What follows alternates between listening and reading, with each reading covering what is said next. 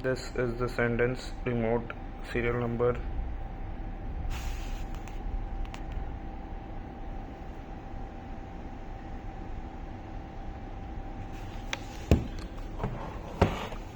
As we are powering off,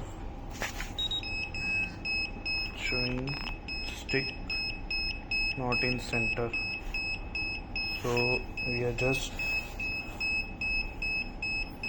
trying to do the calibration. As we got enter over here, click over the remote control, and here is the remote control joystick. As you can see, joystick is getting, and as we do the up down,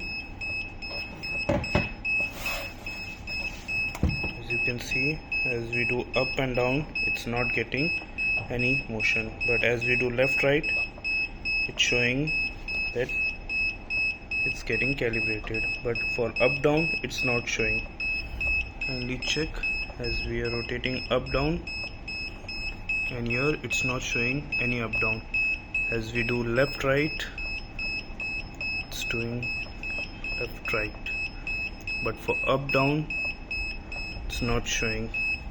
And this one also, as you can see, it's up, down, left, right, down.